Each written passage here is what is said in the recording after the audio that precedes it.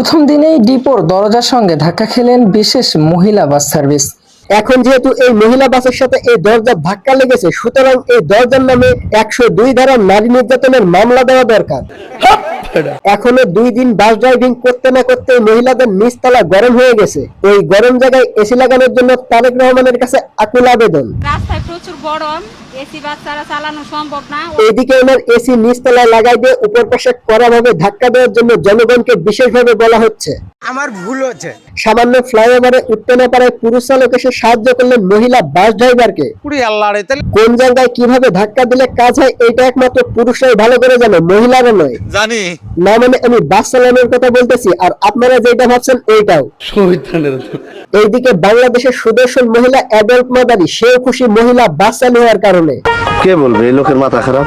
এইদিকে মহিলা বাস চালু হয়, মহিলা সেজে বাসে ওঠার পর ধরা পড়লেন ফরিদপুরের এক তাগড়া যুবক। আমার ভুল হচ্ছে। মহিলা বাস চালু হওয়ার পর থেকে সাধারণ বাসে আর মহিলাকে তোলানো হচ্ছে না। এই নিয়ে মহিলাদের মনে হাজারো সমবেদনা।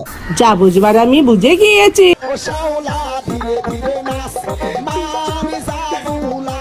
রাস্তাঘাটে এই মহিলা বাস আসার পর থেকে অনেক মানুষের মুখে শোনা যাচ্ছে যে হাজারো লোক এই গর্বে গর্ভবতী। আমরাই প্রথম যাত্রী হিসেবে আমরা নিজেদের অনেক ধন্য মনে করতেছি। কারো 9 মাস, কারো 10 মাস এবং কারো বাচ্চা হওয়ার সম্ভাবনা মনে হচ্ছে এখনই। এইদিকে আবার কিছু লোককে তারেক রহমান জাদু করে গর্ভবতী করে দিয়েছেন। আমার বন্ধু মহা জাদু জানে। তা এই বন্ধু জাদুর ঠেলায় তলার পানি আটকে রাখতে পারলেন না এই যুবতী। আমাদের সরকার অনেক জাদু জানে এটা। হ্যাঁ, এই তারেক রহমান এমন জাদু করে দিয়েছে যে বাংলাদেশের সকল নারী এখন তার ঘরে গিয়ে থাক, বাকিটা আর বললাম না। স্যালুট ভাই, স্যালুট। সব থেকে বড় কথা হলো স্বামী স্ত্রী কোথাও যেতে গেলে আগে একসাথে একই বাসে যাইতো, এখন তো মহিলা বাসে পুরুষ ওঠা নিষেধ। তাহলে এরা কি করবে? হায় হায়। যাই হোক, এই মহৎ চিন্তা আমার না করলেও চলবে, এইটা তারেক রহমান নিজে করলেই হইব। এইদিকে মহিলা বাস সার্ভিস শুরু হতে না হতেই শুরু হয়ে গেছে হাজারো দুর্ঘটনার কবল। ওর রাস্তা এটা পছন্দ হয়নি দেখে নিজ দিয়ে যাবার লেছে। এখন ঘটনা হচ্ছে, যেদিন কোনো মানুষ পছন্দ হবে না এইটার উপর দিয়ে চালিয়ে দেবে এই মহিলা বাস ড্রাইভার।